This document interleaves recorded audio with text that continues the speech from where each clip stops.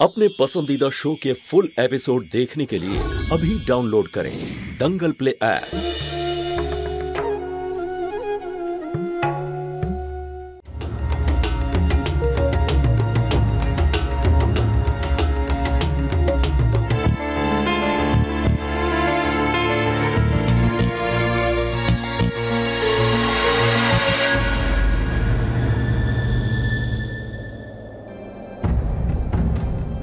যদি তুমি যখনই চাইবে শিশু মঙ্গল যাবে, কিন্তু সেবার জন্য, স্যালারির জন্য নয়। আজ তোর মাইনের দিন, তাই না? সংসারের জন্য কিছু টাকার দরকার। বিয়ের পরেও আমি চাকরিটা করতে চাই। আরে অনেক মেয়েরাই তো বিয়ের পরেও কাজ করে। যদি আপনি করতে চান তাহলে আমার কোনো সমস্যা নেই। দিদি, আমি এখন তোর মতন চাকরি করতে চাই। তুই জানিস ভালো চাকরি পেতে গেলে তোকে আরো পড়াশোনা করতে হবে। তুইও তো চাস বল আরো পড়াশোনা করতে।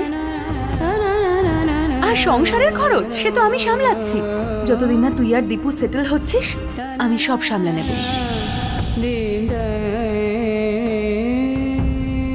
আমার এই টাকা দিয়েই তো বাবার ওষুধ আসে, ওই বাড়ির সংসার খরচ চলে। সুধাকেও তো আমি প্রমিস করেছি ওকে আমি আরো পড়াবো। এবার কি করব আমি? কোথা থেকে আনবো আমি ওই বাড়ির জন্য টাকা? আমি জ্যোতির সঙ্গে একমত, ও একদম ঠিক কথা বলেছে। এত ভালো মার্কস পেয়েছে মেয়েটা, ওর তো আরো বেশি পড়াশোনা করা উচিত। ও পড়ুক। একদম ঠিক বলেছিস বাবা। লাভ কি এত পড়াশোনা করে শুনি, যখন বিয়ে করে অন্যের বাড়িতেই চলে যাবে?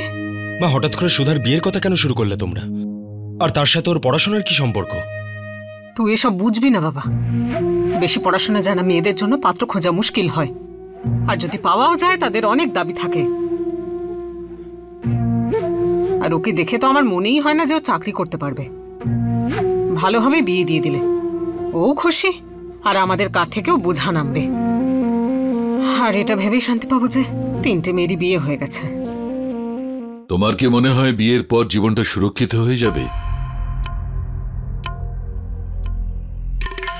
আগামী দিনে যদি কোনো দুর্ঘটনা ঘটে যায়, যেমন আমার হয়েছে, তখন তো লেখাপড়াই কাজ দেবে না। যদি মেয়েরা লেখাপড়া শেখে তাহলে কারোর সামনে কখনো হাত পাতার দরকার পড়ে না, নিজের পরিবারকেও সামলাতে পারে। মা, আমি তো আমার ছেলে মেয়েদের আর কিছু দিতে পারবো না, কমপক্ষে ভালো শিক্ষাটা তো দিই, যেটা আমার পক্ষে সম্ভব।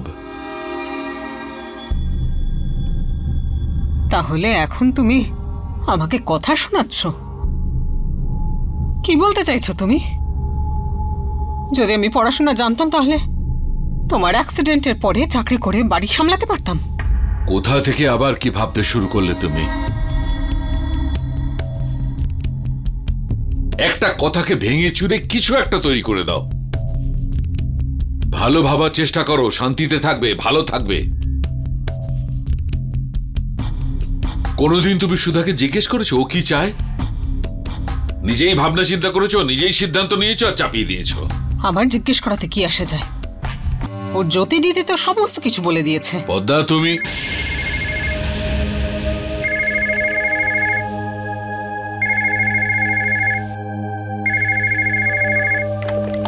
হ্যালো। হাই সন্দীপ, কেমন আছো? আমি ভালো আছি, তুমি কেমন আছো? হ্যাঁ সুধা, হ্যাঁ ডেকে দিচ্ছি। সুধা, ফোন।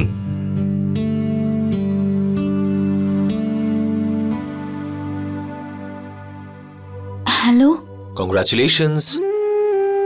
হ্যাঁ, থ্যাংক ইউ। আমি তো নিজেও আসতে চেয়েছিলাম জ্যোতি বৌদির সাথে, বাট মায়ের সাথে একটা জায়গায় যাওয়ার ছিল।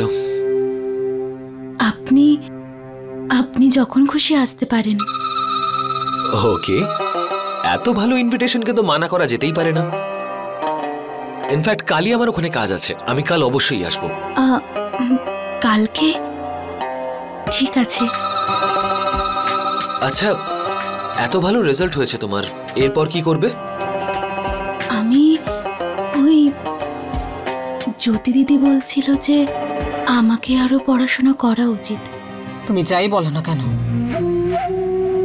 যুবতী মেয়ের মাকে অনেক কিছু ভেবে চলতে হয়।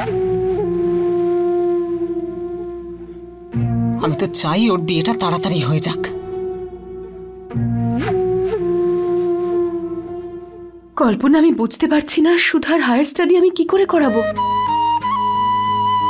আমি তো বিয়ের পরেও চাকরি করতে চাই, সেটা পঙ্কজকে বিয়ের আগেই জানিয়ে দিয়েছিলাম। কিন্তু তখন হয়তো আমি এই কথাটা ভুলে গেছিলাম যে বিয়ে শুধুমাত্র স্বামী স্ত্রীর সম্পর্কই নয়, একটা নতুন সম্পর্ক তৈরি হয় পুরো একটা পরিবারের সঙ্গে।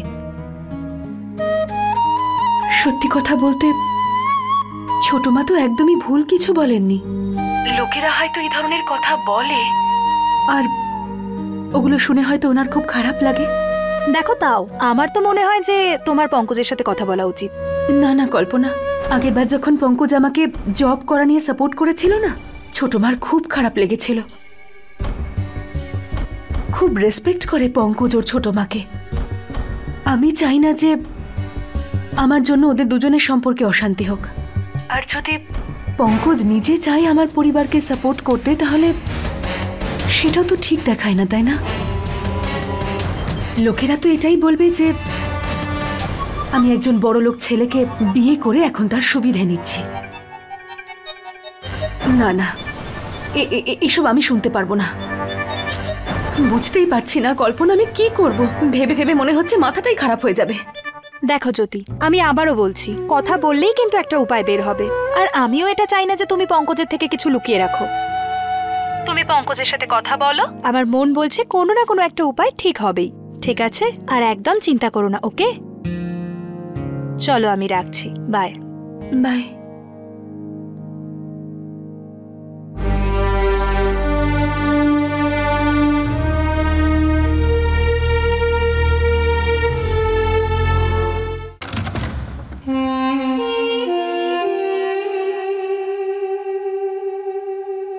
ব্রজ, আমি খাবার দিয়ে দিয়েছি। এটা কি সারাদিন বাড়ির বাইরে থেকে এখন তুমি এইসব খাচ্ছ? ব্রজ প্লিজ চলো আমরা খেয়ে নি। দেখো আমিও কিছু খাইনি, দুজনে একসাথে। এই নাও। ব্রজ কি হয়েছেটা কি তোমার? কেন এরকম করছো তুমি? দেখো শোনো, আগে খেয়ে নাও। ব্রজ আমি তোমার পায়ে ধরছি, প্লিজ আমার সাথে কথা বলো। আমি কি করেছিটা কি? তোমাকে আবার বলতে হবে তুমি কি করেছো? যে তোমাকে ভালোবাসে তাকে তুমি ঠকিয়েছো। নিজের স্বামী থাকতেও পরপুরুষের সাথে। আর প্লিজ আমার সামনে এই সতী সাবিত্রী সাজার নাটক করবে না। তোমার আসল রূপটা আমি জানি, বুঝেছো? ব্রজ প্লিজ তুমি নিজেকে এইভাবে শাস্তি দিও না। আর এই নেশা, প্লিজ ব্রজ, এগুলো শরীরের জন্য ভালো না, প্লিজ। আরে মরে যেতে দাও আমাকে, এটাই বোধহয় আমার ভাগ্য। বাঁচার কোনো রাস্তা রেখেছো তুমি। আর এটা আমি তোমার জন্য খাচ্ছি। আর আমার যদি কিছু হয় তার জন্য দায়ী তুমি থাকবে, তুমি। ব্রজ প্লিজ তুমি এরকম বলো না, প্লিজ। চলো ব্রজ গিয়ে কিছু স্পর্শ করবে না আমাকে। তুমি স্পর্শ করলে ঘেন্না লাগে। ওইসব খাবার, তোমার হাতে বানানো খাবার আমার কাছে বিষের মতো বিষ।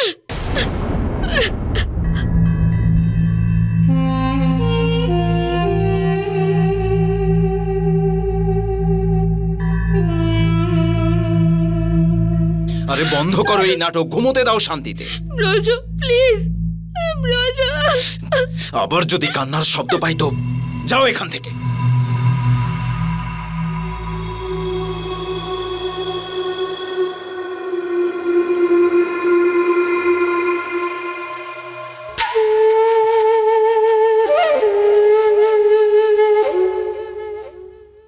ম্যাডাম, আপনি ভেতরে গিয়ে অপেক্ষা করুন। No, I am fine. আজকে এত ডান্স করার ইচ্ছে করছে, এত ভালো মুডে আছি, আর ও এখনো কেন আসেনি? উদয়, চিনিস তো এই মেয়েটাকে? তুই জানিস, যখন ও আসে তখন ওর বয়ফ্রেন্ড আসে না, আর যখন ওর বয়ফ্রেন্ড আসে তখন এ আসে না। ফাইন্ড আউট করবো কোথাও কোনো ক্রস কানেকশন নেই তো?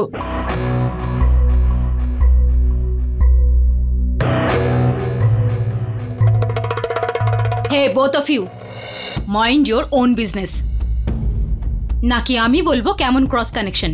লুক ম্যাম, আমরা আপনার ব্যাপারে কথা বলছি না। প্লিজ, আমি শুনেছি। আমি একদম পছন্দ করি না কেউ আমার আর আমার বয়ফ্রেন্ডের ব্যাপারে কোনো রকম কোনো কথা বলুক। Is that clear? ইডিয়েটস।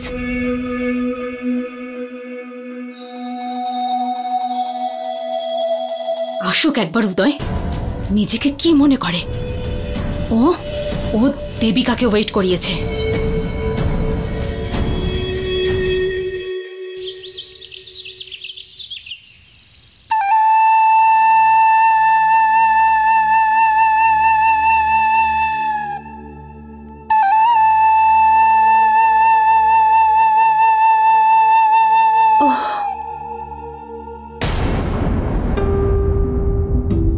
চলে গেছে ও? পঙ্কজ নিচে আছে? না বৌদি, উনি তো চলে গেছেন। তাড়াতাড়ি যাওয়ার ছিল, উনি বারণ করেছিলেন আপনাকে জাগাতে। কাল রাতে ওনার ওয়েট করতে করতে দেরি করে ঘুমিয়েছিলেন তো, সেই জন্য। কথা ছিল ওর সাথে একটু। ছোট মা নিচে ডেকেছেন জলখাবারের জন্য। হ্যাঁ, এখনই আসছি।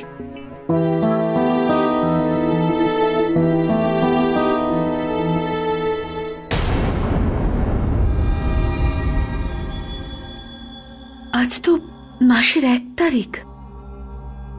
দেখো যদি, আমিও জানি তোমার স্যালারি কত। যা আমরা ডোনেট করি তার 1% হবে না বোধহয়। আমি চাই তুমি শিশু মঙ্গল যাও, কিন্তু স্যালারির জন্য নয়। তুমি যদি কাজ করতে চাও তাহলে অবশ্যই করবে, আমি তোমাকে পুরোপুরি সাপোর্ট করব। তুই চিন্তা করিস না, আমি প্রতি মাসে তোর নামে একটা মানি অর্ডার পাঠিয়ে দেব। এখন তুই ভরসা। আর সংসার খরচের কি আছে? আমি সামলাচ্ছি তো। যতদিন না তুই আর দীপু সেটেল হয়ে যাচ্ছিস, আমি সব সামলে নেব। আমিও জানি তোমার স্যালারি কত। যা আমরা ডোনেট করি তার 1% হবে না বোধহয়। আমি চাই তুমি শিশু মঙ্গল যাও, কিন্তু স্যালারির জন্য নয়। কি করব আমি? ছোট মা যে আমাকে এই মাসেও স্যালারি নিতে বারণ করেছে, আর বাড়িতে যে সবাই টাকার জন্য অপেক্ষা করে আছে। যদি লাস্ট মিনিটে বলি তাহলে। হে ঈশ্বর, এবার তুমি আমায় রাস্তা দেখাও।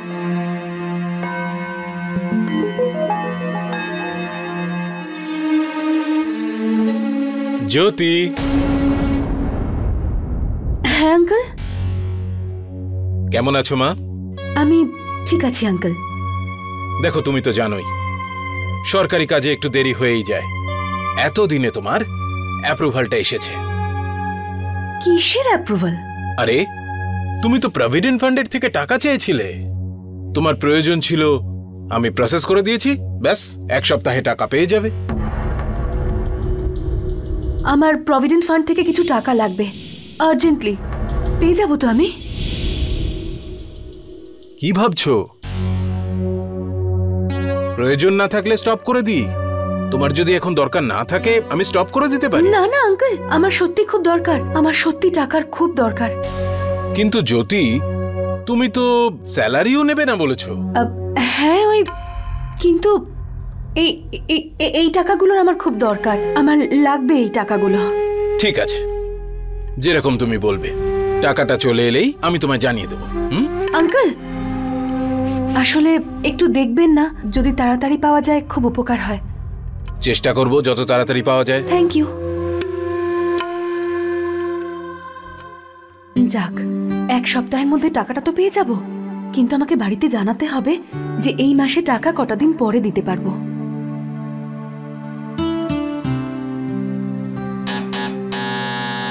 আরে সুধা, দেখ তো।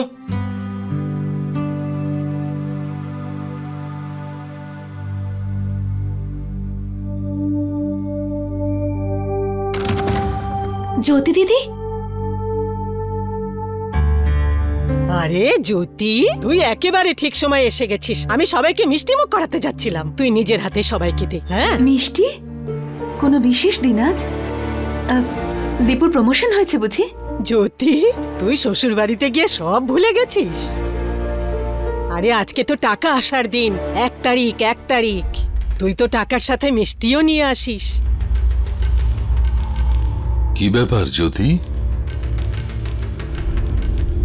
বাবা, আসলে আমি অ্যাকচুয়ালি এটাই বলতে এসেছিলাম যে এই মাসে আমি স্যালারি দিতে পারবো না।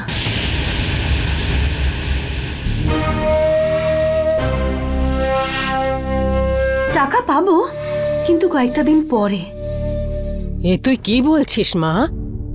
মা, টাকা তো এসে গেছে, আর তার সাথে মিষ্টিও।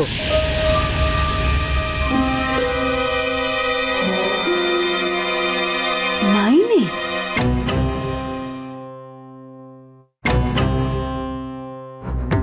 মানে? আরে তার মানে জামাই এসব পাঠিয়েছে। ড্রাইভার এসেছিল টাকা নিয়ে, তার সাথে মিষ্টি।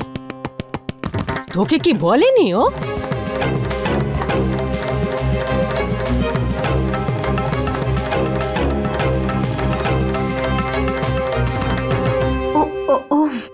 পঙ্কজ? আরে বাবা, তোকে নিশ্চয়ই বলেছিল, তারপরে তো পাঠিয়েছে, আর তুই ভুলে গেলি। নে নে, তাড়াতাড়ি মিষ্টি খা। একদম ওরকম করে পাঠিয়েছে যেমন তুই আনতিস, টাকা আর মিষ্টির প্যাকেট। হ্যাঁ মা, একটু বাদামও খাস। অনেক কাজ করিস তুই, মাথায় অনেক চাপ পড়ে, এতে অনেক শক্তি পাওয়া যায়। কি ব্যাপার দিদি, তুই তো কোনোদিনও কিছু ভুলে যেতিস না, কিন্তু এবার স্যালারি? না, আসলে আমার মাথা থেকেই বেরিয়ে গেছে ব্যাপারটা।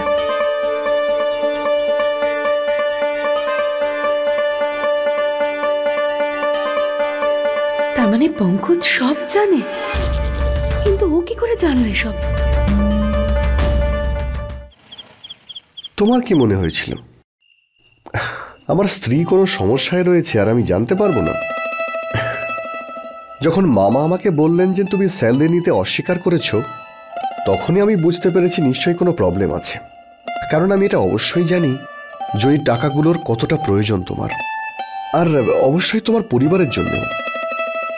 হ্যাঁ, কিন্তু দেখো, তোমার যারা কাছের মানুষ তারা কিন্তু আমারও, সেই জন্য আমি টাকা পাঠিয়ে দিয়েছি।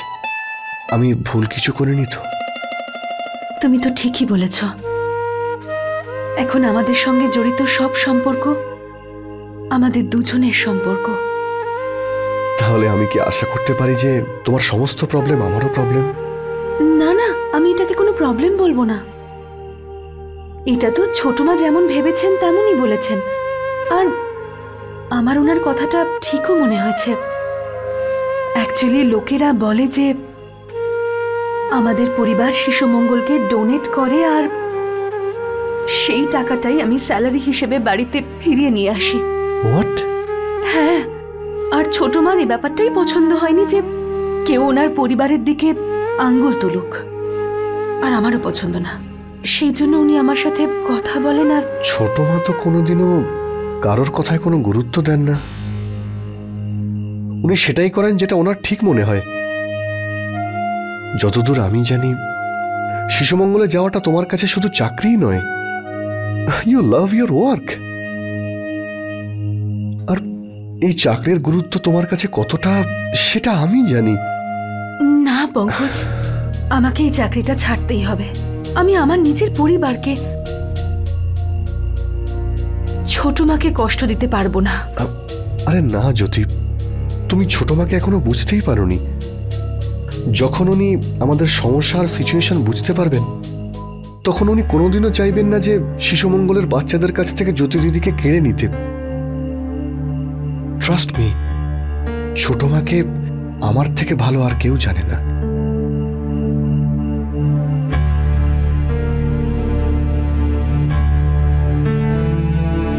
फुल एपिसोड देखने के लिए अभी डाउनलोड करें दंगल प्ले ऐप।